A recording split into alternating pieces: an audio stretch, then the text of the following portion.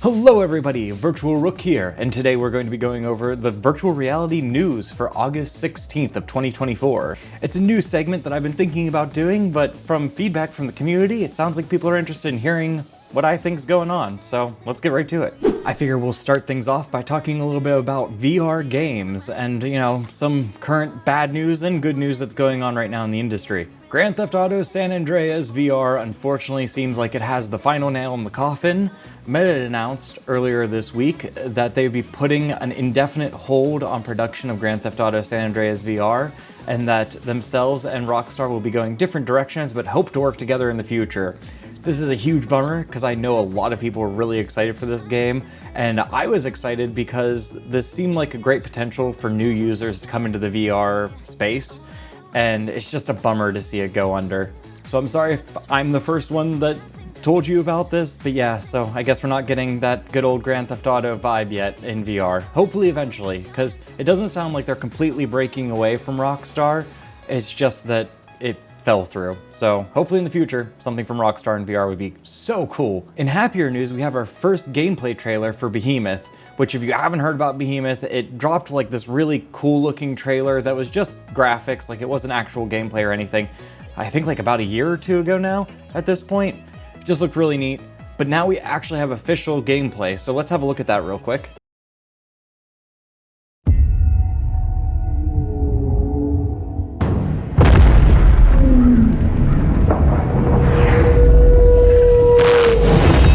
I thought I could be a hero and break the curse, but I was a fool. Gods that walk among us thirst for death. I'll put you in the ground. I thought I could be a hero,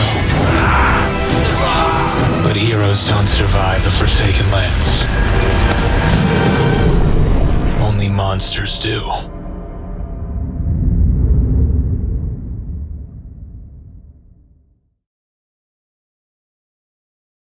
Right, like it looks like Shadow of the Colossus but VR, which is like the coolest thing I could possibly think of. I'm so pumped for this game. It looks like almost like Asgard's Wrath, but I don't know, wrapped in a Shadow of the Colossus vibe, which I'm excited for. Let me know what you think down below because I'm pumped for this game. And speaking of VR games, our last bit of information on VR games for the week, we had our very first VR showcase, which showed us 17 new VR games that are up and coming. It sounds like they're going to be doing another showcase, so at the beginning of next year, and they're saying that they're going to have even more games to show during that showcase, so I'm very excited for what's going on with different studios in the VR industry right now. And if you're interested in getting a first-hand look at some of my top 5 favorite games that were shown during the showcase, I actually have that video right up here in the top corner. So definitely go and check that out. Also, just give the showcase a view yourself. It's about an hour long. It's not too bad. Maybe even less than an hour. It might be a half an hour. But there's a lot of really cool games that I didn't even cover, so I highly recommend you go and check that out too. Next up, let's get into some hardware news. Users are reporting that if you have one of the older graphics cards that actually had the virtual link port, it kind of looks like a USB Type-C port, you might not have to get the breakout box for the PSVR 2 to work on your computer. You might be able to plug it directly into your computer via that port. So very good news for everybody that has that. The rest of us are probably still going to have to get the PSVR 2 breakout box adapter if we want to use that. We also got some leaks on the new Pico 4S headset, which is only going to be releasing in China just like all the other Pico devices. But if I've read correctly, we should be seeing a release on August 20th, so in like 4 days, or at least an announcement on August 20th in 4 days. And for anybody who doesn't know, some important features about the Pico 4S is that instead of taking like a step backwards, they're actually taking a step forwards in competing with the Quest 3. It's actually better than the Quest 3 in some ways. Most notably, it's going to have an updated version of the Snapdragon XR2 Gen 2 chipset, which is the same chipset that's currently in the Quest 3. Also extremely notable is that the Quest 3 only has 8 gigabytes of onboard RAM, where the Pico 4S is going to have 12 gigabytes of onboard RAM. So it's going to be a bit more snappy whenever it comes to graphics and also just the amount of programs that it can have open at one time. But also in line with the Quest 3, it sounds like they might still be having an update to their controllers, so they're going to be losing the ring, much like the Quest 3 lost the tracking ring, and now it's just a lot, better to hold and just more comfortable. It looks like the Pico 4S is also going to be switching to a ringless tracker, which I'm so happy for because we need to drop the rings. They've always been annoying. People constantly punch them into walls. It's just, I'm glad to see it go, honestly. But now, switching over to Quest news, because you have to have Quest news on a VR news segment, we're going to talk about the leaks for the Quest 3S. We've been getting a steady supply of Quest 3S news leaks over the past, couple months. I think that we're probably going to be hearing about it very soon, but it looks like it's going to cost about $200. They are moving back to a bigger lens design, so you won't be having pancake lenses, which sucks because that's the best part about modern headsets. Interestingly, one of the things that people think is going to appear in this is that you're going to be able to use the volume buttons as a action input. So you'll be able to click them in order to click things in VR. This is nice for if you don't have your controllers on you and if you don't want to do hand tracking, or if you're in subpar lighting for hand tracking, you'll be able to just look at something and then you'll click your volume and that'll click whatever's the dot reticle's on. It sounds like this might be coming to other headsets too, like the Quest 3 and the Quest 2, which I'm very hopeful for because that is a really nice addition. But yeah, that's about it for the Quest 3S. It's gonna have basically the same hardware as the Quest 3. It's just going to be in a cheaper form factor and we're going to lose a couple of features. It sort of feels like a step backwards for the industry, but at the same time, I understand the appeal of having a $200 headset that just about anybody can get, where the Quest 3 is, $500 and some right now for the cheapest model. Let me know if you have plans to get it. But moving on with Quest news, in Quest Update version 69, nice. We got free windows. I don't know what to call it exactly, but effectively you're going to be able to open up, I think it's up to 3 windows while you're inside of a game or already inside of an application, which is really big. This is something we've already been able to do in Steam VR.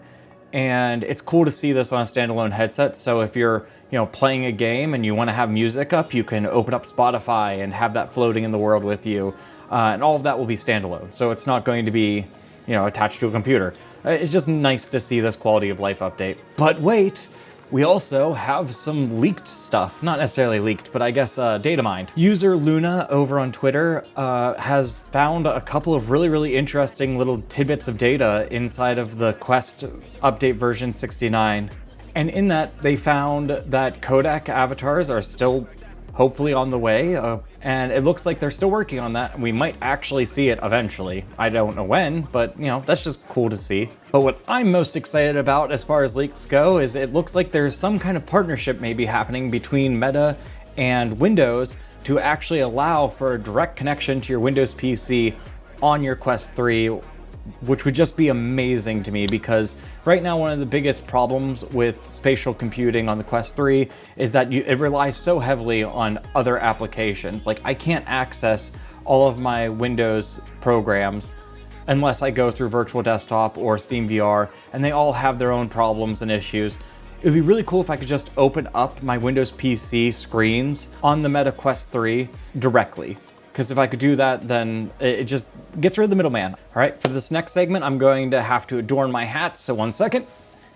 All right, there we go. That's looking pretty nice. Excellent. All right, well, we're going to talk about the Steam VR, Steam Deckard, the Valve Deckard, possible more recent leaks. I'm not crazy.